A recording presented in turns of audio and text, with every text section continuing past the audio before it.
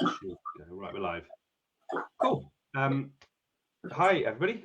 Another one of these live chats. Today I've got Hannah Priest, who is one of our members here at HITZoner.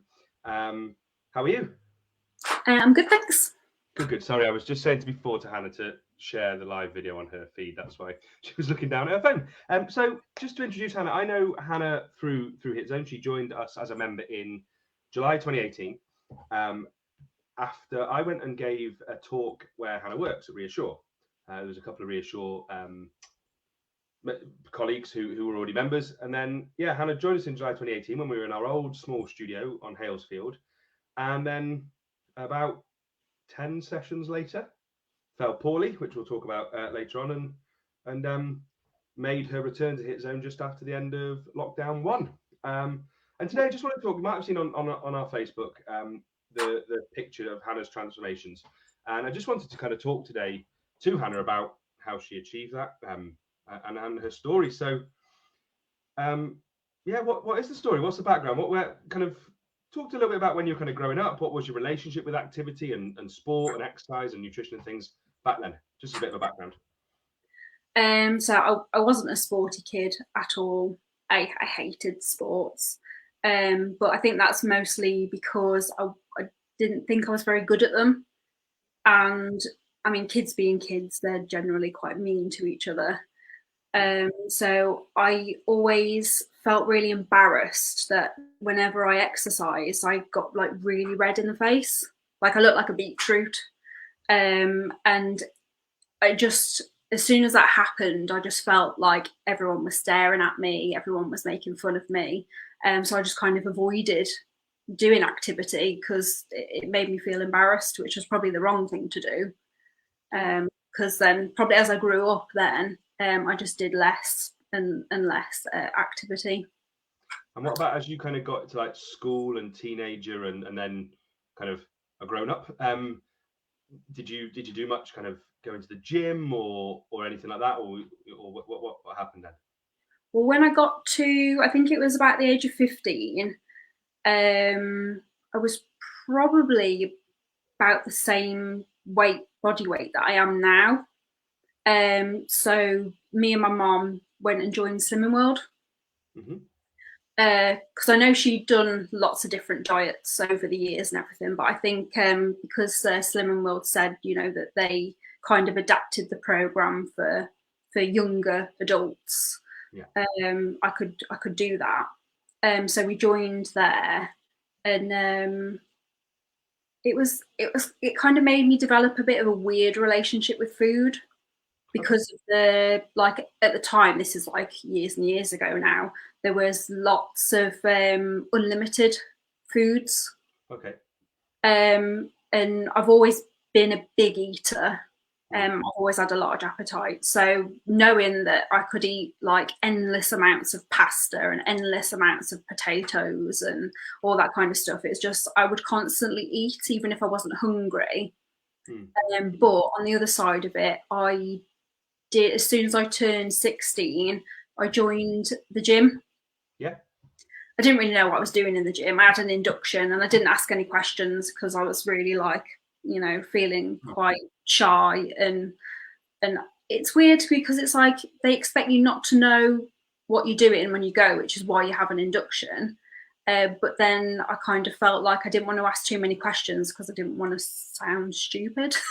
And do you think maybe that linked back to that fear of that general thing, like what you said about going red and about maybe putting yourself out there a little bit, and that may be linked into Well, I used to put a full face of makeup on to go to the gym to hide the red. Like I put really, like thick foundation on before I went to the gym to compensate for that, the whole like go thing. And when we think about that, it's crazy because pretty much everybody goes red when they exercise. I know we don't necessarily think that at the time, but everyone goes red when we exercise, and we all sweat, we all look knackered. I mean, all the after session selfies and pictures and stuff we have at the studio, no one's looking they're most glamorous, but everyone's got a big smile. And what kind of happened?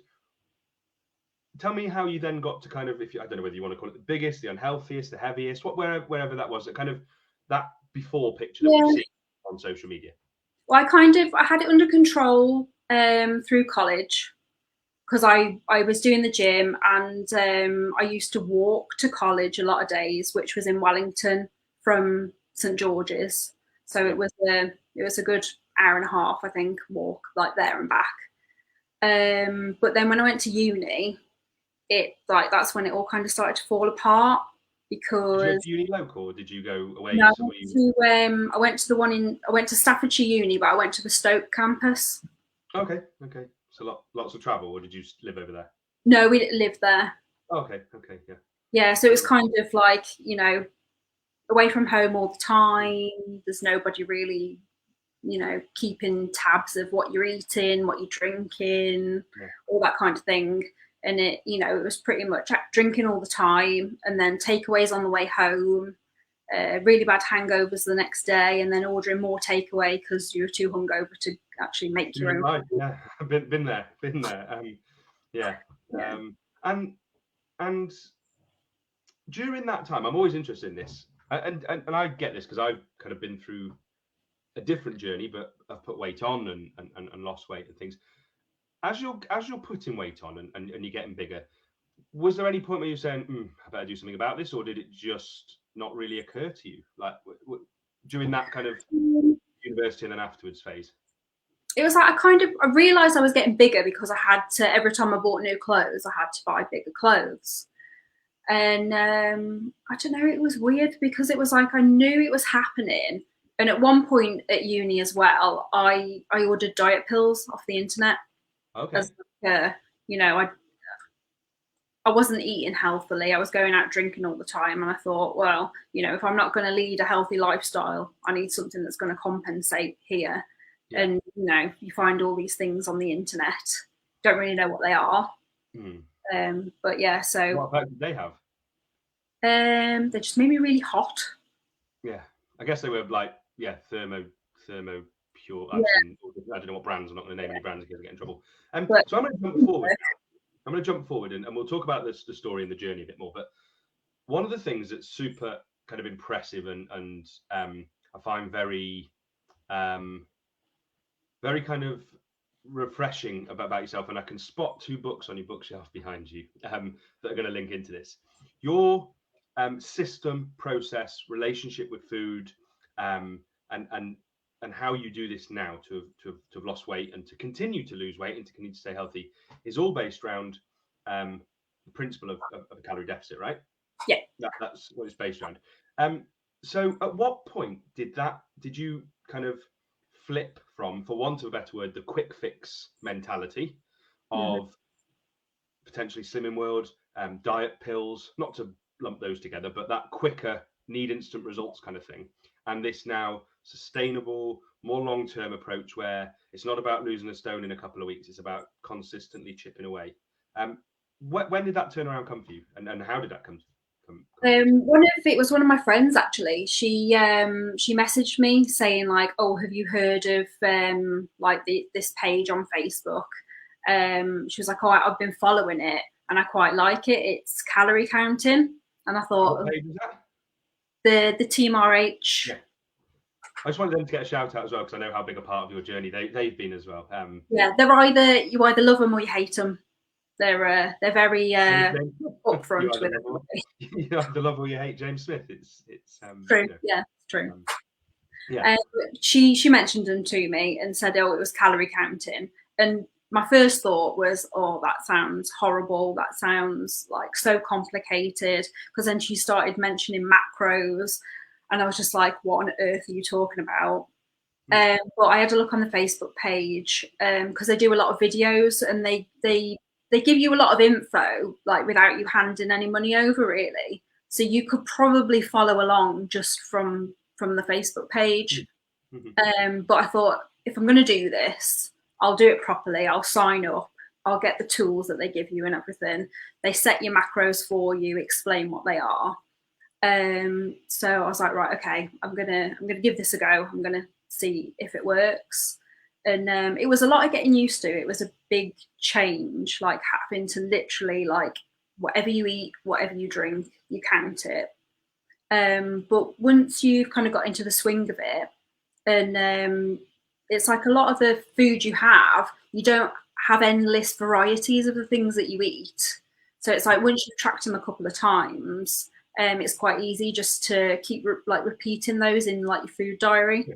And did you find just it's something that came up in a book I've read recently, the compound effect, it's called, and their advice in there is whenever you've got something you want to get a handle on, whether it's your finances, whether it's your eating, whether it's your screen time, whatever it is, whatever you're trying to get a handle on, writing it down or tracking it in some way, so it's there in black and white, for want of a better word, really brings it home as to where your weaknesses are, where your strengths are, what you need to address.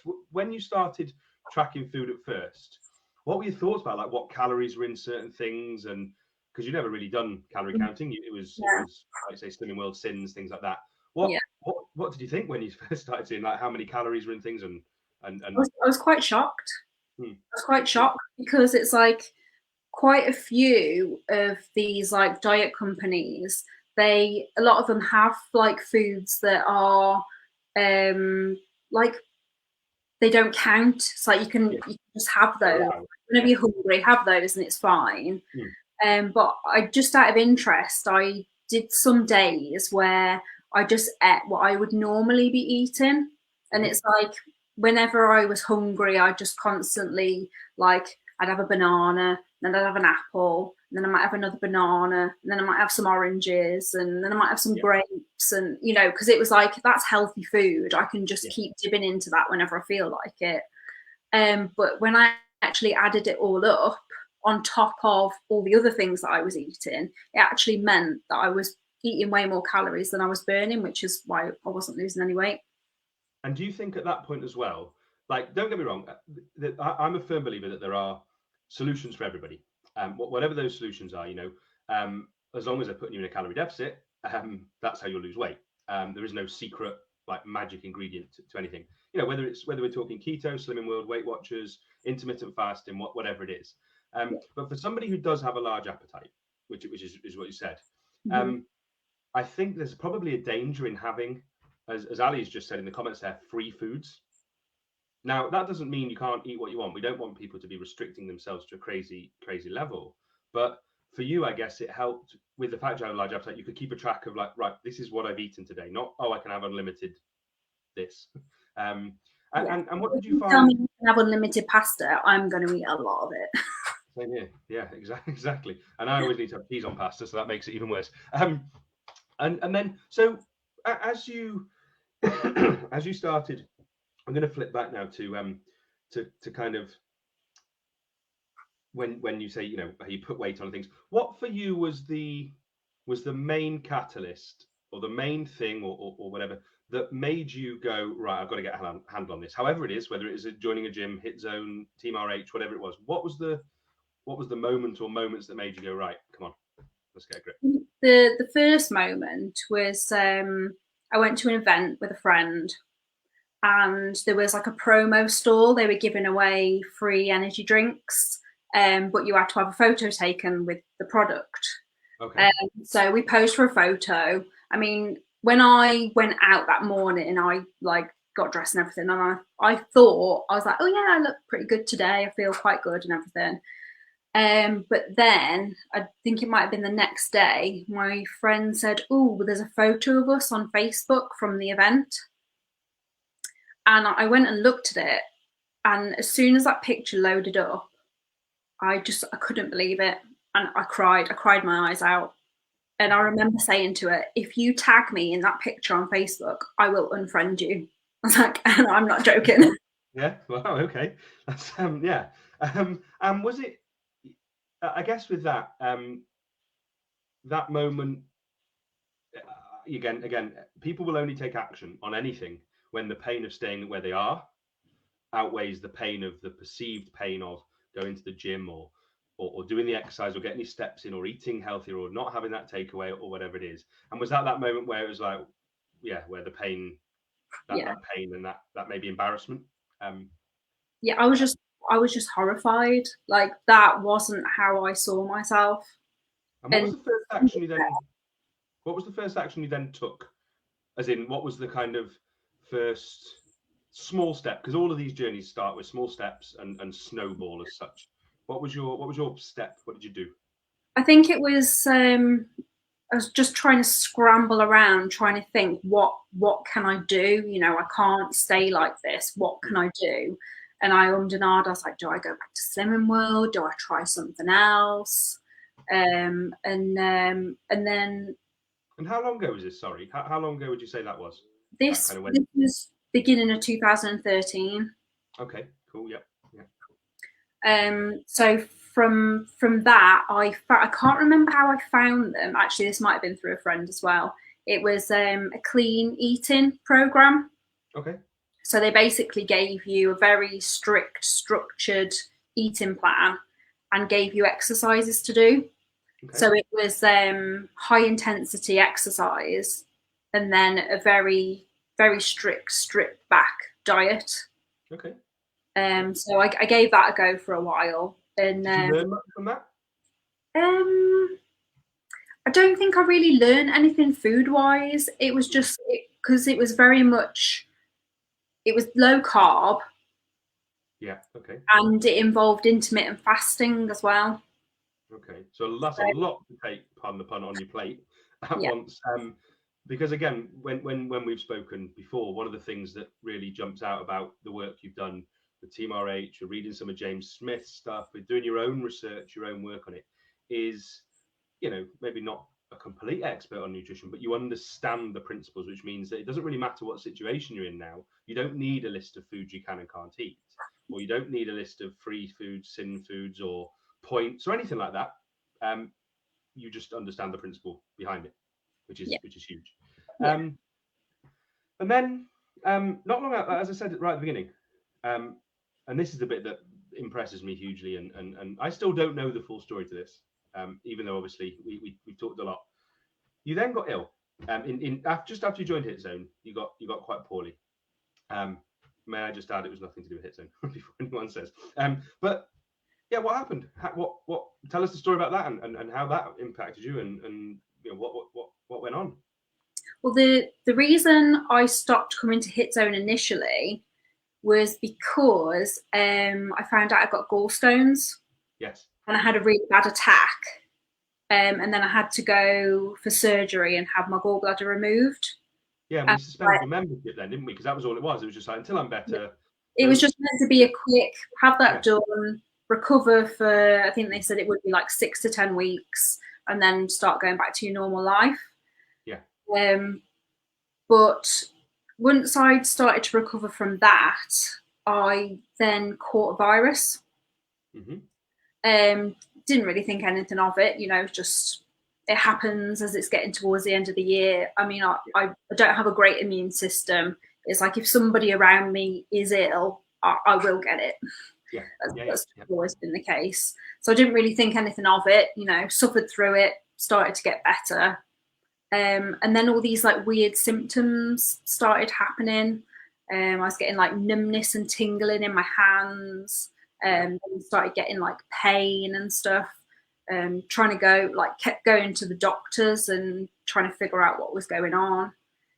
They just kept giving me different reasons, like, oh, we think you might be vitamin deficient, or we think it might be this, we think it might be that. And after a while, it's like they kind of almost convince you that it's not real. Yeah. You know, it's really debilitating as well, wasn't it? As it was going on. This was, and we're talking months here. This wasn't just like the next week or anything. This was, and I remember you messaging me a couple of times, like, I'm still not well, just can you keep my membership on hold, etc., etc.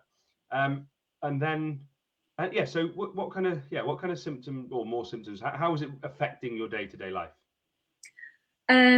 So I get like, it's kind of a mixture. There can be shooting pains, stabbing pains, like burning, all sorts, throbbing, you name it, you get it.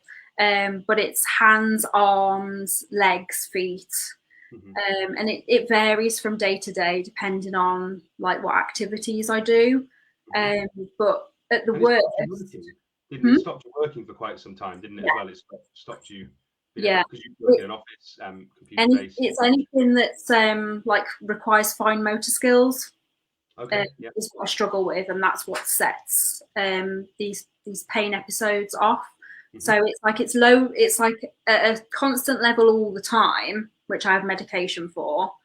But then if I do extra things, like if I write with a pen, if I type on a keypad, it can even be like sometimes like I can't wash my hair, I just can't do it because I know it'll put me out for days. It's like I like actually bothered to style my hair today. The last time I did that was on Christmas Day. Wow.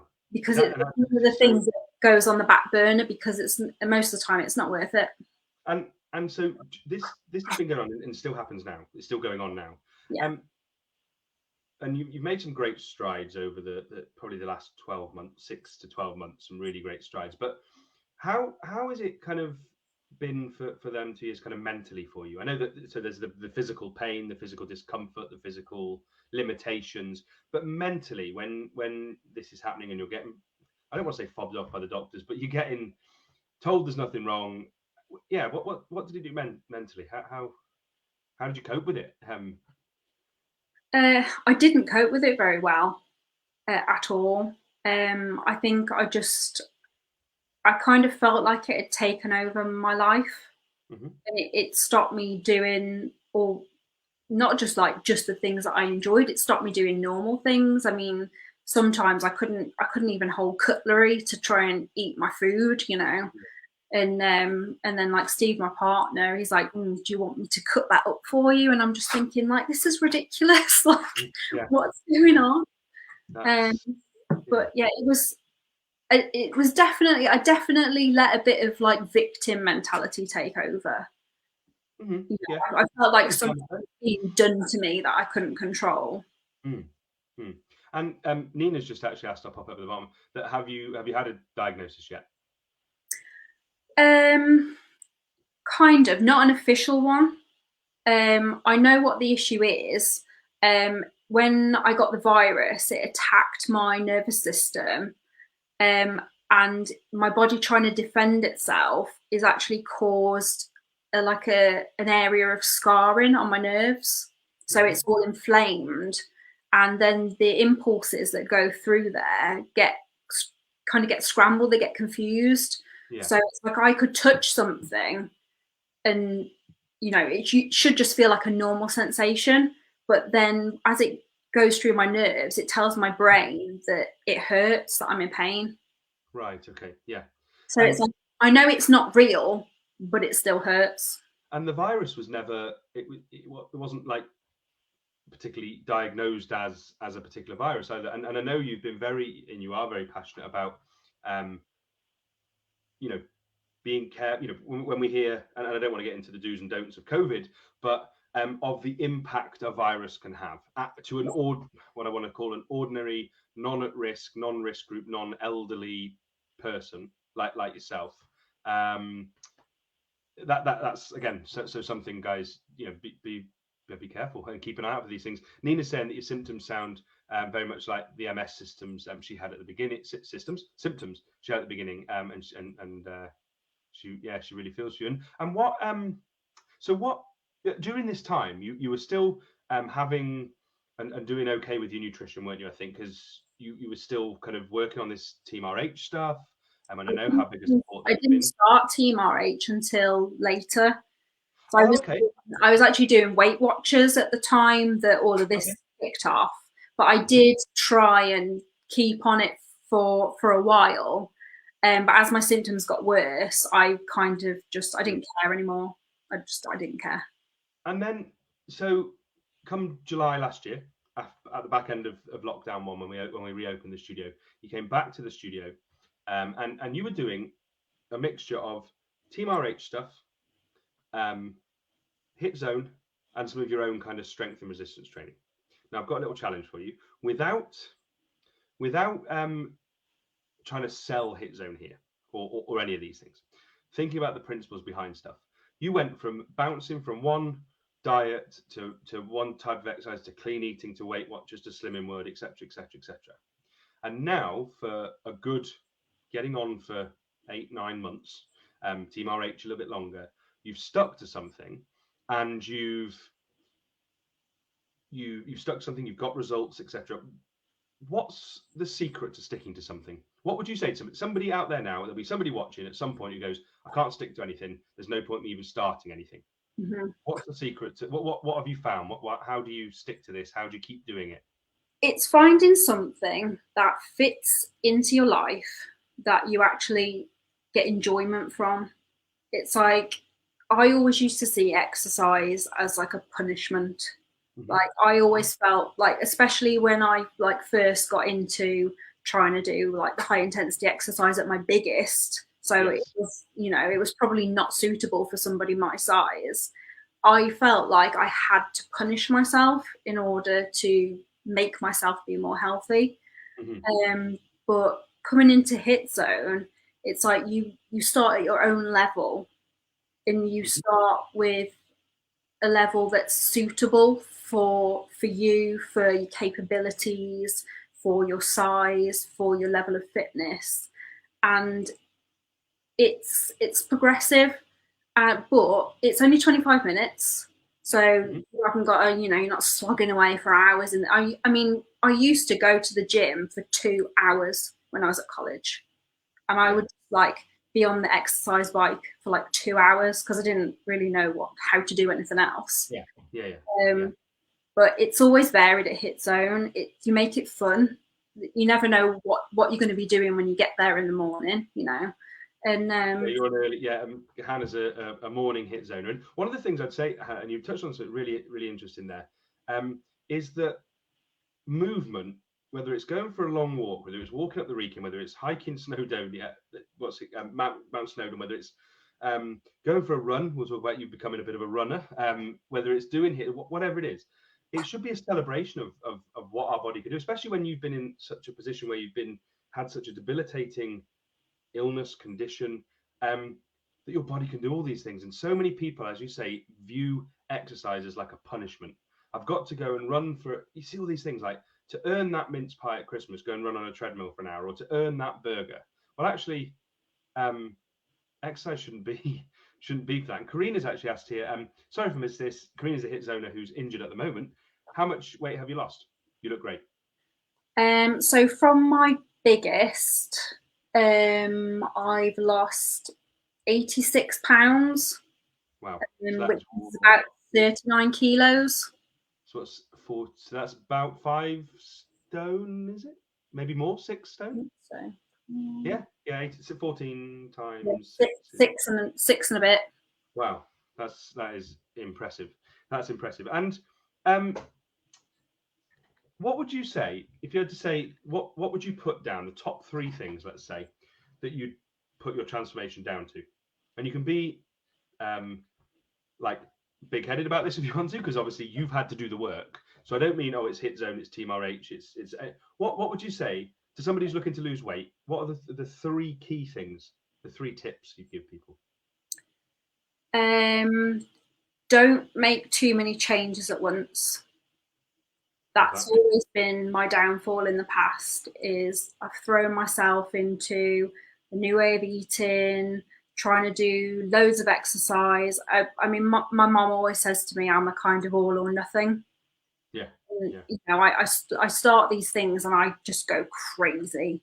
And then I wonder why I can't stick to it, because I've just made my life absolute hell, like trying to adhere to these things. So and I think when you say that, that's really important with what we've been looking at, you know, over the last 6 months, when you've got back into like full-on exercise. You have been pretty disciplined with listening to your body when you've been tired or feeling unwell or fatigued, or even had a flare-up with your pain from the condition. You've actually had those rest days, haven't you? And had those days where, like, you know what, I don't feel guilty for not even leaving a house. I know we're not supposed to leave the house very much at the moment, but for, you know, for not doing a home workout, not going for a walk, just completely relaxing. And our bodies need that sometimes. Anyway, so number 1 is don't make too many changes at once. Number 2, changes. What else would I've lost my train of thought. Sorry, I interrupted you then. Don't make too many changes. Oh yeah, that was it. Consistency. That was the other thing I was thinking of. Even if you're not making a big change, as long as you're consistent with it for a long time, you will see the results. It does involve a bit of patience, but it's like those scenarios where you say, right, I need to lose like 2 stone in the next 6 weeks because I'm going on holiday, and you like, you know, knock off like half your calories, and you can't stick to it. It's not sustainable. Yeah. So, you know, if you just knock off, say you took off 100 calories a day and you did that for, you know, 6-12 weeks, then you would see the difference at the end of it. It's just, it's never going to be fast, but it's sustainable because it's a small change. The same for exercise as well. Like a lot of people be like, oh, I've got to go and do, what exercise can I do? You know what? If you like walking a lot, get out and walk. If you like riding your bike, get out and ride your bike. If you like going to the gym and lifting heavy weights, go to the gym, lift heavy weights. Do the thing, as you said, you found something that you enjoyed. And I'm grateful that that was HITZone. But whatever that was, that means sticking to it, for want of a better word, it's pretty easy because you look forward to it. You want to stick to it. And the third thing, before I knock you off course again, so yeah, consistency. I would say stop doing diets. You know, it's like whenever you think of, oh, I need to do something healthy, I need to change my life, you're like, right, I'm going to go on a diet, and you're already setting yourself up for doing something for a period of time, and when that period of time is finished, you're going to go back to what you were doing before that didn't work for you. It's stop doing the dieting and just make those small changes that you can like integrate into your life. Yeah, because it's excuse me, you've basically made lifestyle changes. And again, I'll pop it up on here if you want to check out, and we'll talk about this in a second. Hannah's used social media in a really positive way to track her journey, to be accountable, to share her journey. And something that I really notice when I follow that Instagram account, see it every day, is you eat very ordinary foods, very normal foods, plenty of delicious foods, particularly your Sunday lunches. I know you love those. And because it's been a lifestyle change, I'm assuming you don't really feel like you're on a diet. You aren't. You're just eating the way that suits you and fuels your body in the way you want to. Yeah. So, guys, at the bottom there is actually Hannah's Instagram page. If you want to go and have a look at it, it's got some interesting stuff there about Hannah's workouts, Hannah's what she eats. You can see it's quite interesting for people to see what you can eat in a day and lose weight, as long as you're doing the right activity. And talking about activity, what are we now 10 months into COVID and this weird time? How's lockdown? How have you found lockdown? Generally, how have you lockdown, COVID restrictions, etc.? How have you found it? It hasn't actually been that different for me, because before COVID, I was like not in a good way physically because of the condition that I have, but also I was like trialing different medications, a lot of which made me just feel like a zombie. Couldn't really carry on conversations, keep much thoughts in my head. So I didn't go anywhere. I didn't see anybody. I didn't talk to anybody. It was a little bit like I kind of fell off the face of the earth. Yeah.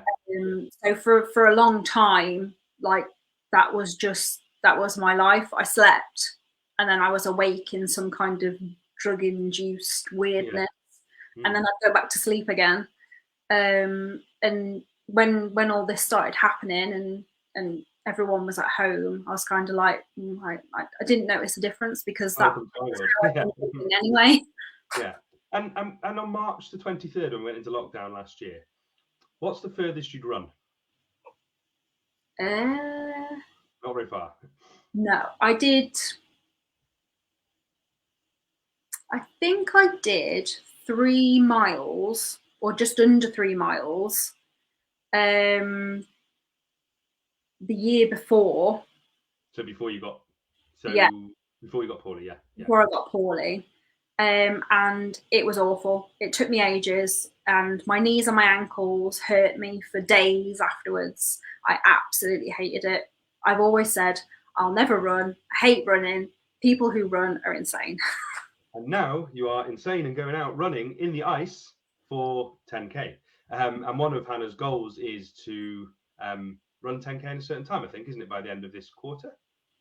Yeah, trying to get it down to an hour. Cool. And where are you at the moment? What's your best so far? I think 1 hour. I think it was. I don't know whether it was 1 hour 10 or 1 hour 15 was the last one. Yeah, and bear in mind that you only really started running in the back end of last year when we kind of went into this second lockdown before Christmas. And that moves me on to, and I didn't prep you for this one at all. I didn't really mention this, but how important have you found? And I talked about your social media being a tool for accountability. We obviously got our WhatsApp accountability groups within HITZone. How important have you found setting goals and being accountable? How has that helped you? I don't think I would have got this far without it. Okay. I think it's pretty much what keeps me going, having goals, having things to aim for. Because there's times where I feel like I can't do anything, and I feel like it like kind of gets on top of me a little bit. And even though I know I've made progress, I kind of feel like I'm still back where I was. So having those goals to look forward to and to keep me focused. And when I have those days where I say, "Oh no, I'm rubbish. I can't do this," I can look at the goals I've already achieved, and kind of give myself that little pep talk of yes, you can, because look at all those milestones you've already hit. Yeah. Sometimes it's just that little boost that you need, because moving forward, it's hard. When you look back and see how far you've already come, it's amazing. And I think something that Hannah does very well, and I would encourage everybody to do this. We talked about it last night in our coaching call we have on a Monday night for HITZoners, is around like not being a lone wolf and not doing this journey alone. Kind of having a great peer group, and something that Hannah does. One is asks for help. And I don't mean help like do this for me. It's like I'm at this point, I've got this struggle, or I've got this mindset thing, or even down to speaking to Amanda about your running, etc., etc. And then also you ask questions, which I think is really important. Anybody out there who's looking at solutions for something is ask questions. We're not supposed to know everything ourselves. And what would you kind of question here? What I've lost the plot here. I'm stumbling over. I glanced down at my notes and I'm on the wrong page. So now, as you move forward and you've made these changes and you've got to a stage where some people might have kind of settled where they are. How do you and what do you say to yourself to keep yourself going, to keep striving for better? Because it's good to be happy where you are, but it's also good to keep striving. So what do you, when you're sitting down doing your goals or setting things for, right, I want to achieve this by the end of the year, what are your goals? What do you want to achieve, and why? I think sometimes I find my goals by looking at people around me to see what they do, what they enjoy, what they're striving for. And if I look at that and think, do you know what, that sounds really good, I think I could do that. That sounds like something I would like to achieve. Then it might not be the same goal, but it might be something similar. Because I saw a lot of people saying about taking up running, or they were already runners and they got a specific goal to get to. Yeah. So I was like, I might give this another go. And I challenged myself first with the 5K. And I was like, I kind of went into it thinking, I think I'm going to hate this. I really think I'm going to hate it. But if I just do one, then I can see. And if you hate it, you don't do any more. Yeah. And what about the other thing that, again, is, you're kind of working from home. You've obviously got a job that you're tackling in a different way now because of some of the kind of limitations of being ill.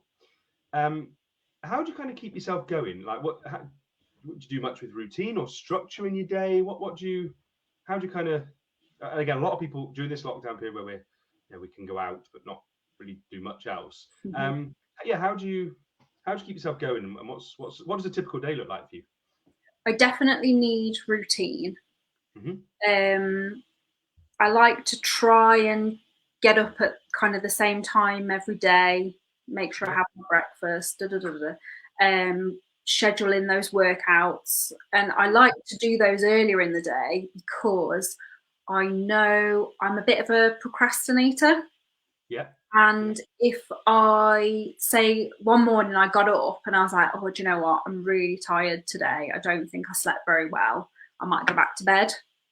But I know if I do that, I probably might feel a bit better for a while because I'll have had a bit more sleep. But then, like, because in my head I'm saying to myself, I can go back to bed because I'll do a workout in the afternoon and then I'll do this, I'll do that. But then as the day goes on, it's like I've given myself time to maybe think of an excuse of why I can't fit in, or, or I think I'm like, oh, I could do it now. And I'm like, no, I'll have a cup of tea and then I'll do it after that. And then I've had the cup of tea and then I'm like, oh, I might just read this book for 10 minutes and then I'll do it. So I have to have that routine and I have to do the things that I've planned when I plan them, because I know if I don't, they're probably not going to get done. True. And then what's your tip for, and I know you do track your calories and that's cool. And some people don't want to do that. But when you go over your calories the other day, and it happens for various reasons for various people, we won't go into those as such, but you've eaten, if you want to call it binge eating, or you've eaten too much for your calories. What do you think, how do you get yourself, I hate the word back on track, but you know what I mean? How do you get yourself back in that place of like not letting a day or 2 days worth of overeating turn into 3-4 weeks of crap? What do you do mentally and physically to stop that? I mean, initially I am a bit disappointed with myself that I've done it, because I do have a generous calorie allowance and I can eat what I want. But yeah, there are still those days, if you're feeling a bit hormonal or something in particular's upset me, or if I'm having like a bad pain day and I'm just angry with the world and I just want to eat my weight in chocolate. But I do talk to myself and say, right, yes, I have technically messed up, but if I stop now and just go straight back to staying within my allowance, it doesn't really matter in the grand scale of things, because it's like if you think you've got 7 days in a week, 3 meals a day, that's 21 good choices you can make. If you mess up one of those, it doesn't make that much difference in the grand scheme, because if you are adhering to a good lifestyle, you can't avoid everything all the time. So it's like, when it gets to like a birthday or something, I'm gonna have cake, I'm gonna have takeaway. I indulged in so much chocolate at Christmas. I think I ate my body weight in chocolate, and I gained 7 pounds. But I'm not bothered, because I know now that I'm consistently following my calorie limits again, I'll get back to where I was. I'm not going to be like, right, I've got to eat loads less now because I've had that instance of overeating, because I know if I do that, it's going to make me more hungry, it's going to make me more grumpy, and it's going to make me more likely to do it again. And I think you raised 2 really important points there. One, our bodies, this is going to sound strange because they do operate on 24-hour things because of sleep and circadian rhythms and things, but our energy sources, our burning of energy, our taking in of energy isn't on a 24-hour clock. We can overeat one day, overeat the next day, and claw it back calorie-wise over time, over weeks and months, and eventually years. Which is why people will often, like you say there, you could have a weekend of complete overindulgence, And yeah, you've got to rein it back in a little bit, but over time, being in that calorie deficit will rein it back in. And the other thing that's really important with all of this, and I think you sum it up really well, and you're a great example of this, is yes, you've lost weight, you've lost 6.5 stone or whatever we said it was. You've had this progress, but and we always talk about, I've referred to it as kind of your journey. The journey is never ending. The journey is never ending. It goes on until the day we die. So we've got to enjoy that journey. And if that journey, if enjoying that journey means a duvet day, or if enjoying that journey means having a roast dinner and a big fat pudding afterwards, cool. Like, imagine getting to the day we die and going, you know what? I didn't eat any Sunday lunches. I didn't have that duvet day where I just sat and watched Disney films. I know you love them, Disney films. Like, we've got to actually enjoy our lives. And I think this last year has really proven that to us. You know, people who go, oh, I'm not going to go to the pub because I'm minding my weight. Well, you know what? Yes, obesity is a problem for us as a country, but we've got to enjoy life. We've got to take each moment as we can. And I'll slow down now because I'm getting all thingy about that. But guys, if you've got any more questions for Hannah at all, pop them in the comments. I think we've covered all of them. Sam says she can relate to that scenario of having a cup of tea, avoiding getting things done, and also our HITZone runners are popping up in the comments as well, Sam and Ben. Ben's just started a 10K running program to get himself up there. But yeah, I mean, I just want to say thank you for coming on. Thank you for doing this. I know you're a little bit nervous, but you haven't appeared nervous. And your journey inspires people. Your progress inspires people. Keep it going. I'm really excited for the future and seeing where that takes you. I don't know if you've got anything to add, but I'm done. I'm good. No, it's focusing on the small things. Doing small things consistently for me has been the most important thing. Don't overhaul your life and throw yourself into absolutely everything. It makes your life a bit miserable. It's not really worth it. I mean, I know if I wanted to, I could get down to I haven't really got a goal weight anymore. It's more of a, once I'm happy with like my general body size, like the clothes I want to wear. But you know, I could get down to my goal weight probably in like a month if I was to do something extreme, but it would be utterly miserable and I wouldn't be able to sustain it. So definitely making those small changes, being consistent with them, that would be my best advice to anybody who, and have a look at my journey. There's loads of stuff in there. You can see. Head over. I'm going to put it at the bottom again. Head over to Hannah's Instagram. It's there. And there's a few people. Lou has said you've absolutely smashed it, Han. Ben, cool as a cucumber. Alison, thanks, Hannah. Oh yeah, Sam saying, well done, Hannah, the 200 UPP queen. Only HITZoners will know what we mean by that. And also, Hannah's really chasing for the HITZone Best Leggings Awards, chasing Amanda. And that's my beautiful segue into tomorrow evening, which, there we go, the colourful leggings. Hannah always brightens up the studio and my Zoom screen with her colourful leggings. And then tomorrow night, we have the reigning leggings champion of HITZone, it's Amanda. Amanda's going to be coming on tomorrow night to talk, guys, 7 o'clock. I'll pop something on my Facebook later about that, or tomorrow morning. Ben, great advice. Slow and steady wins the race. Alison's going to see you on Instagram. And Maggie, thank you, Hannah, inspiring and some great advice. So, guys, if you've got any questions at all for like if you're not watching this live and you want to ask Hannah at all about her journey, or you want to know more about HITZone or anything, pop me a message on Facebook or pop the HITZone Shropshire page a message. I'll ask Hannah and get the answers to you. But appreciate your time, Hannah. Thank you very much. Thank you for having me. And I think I'll see you at 6:30 on Thursday morning if you're on that workout. 6:30 a.m. Getting it done. Have a lovely evening, guys. Thanks again, Hannah, and I will speak to everybody soon.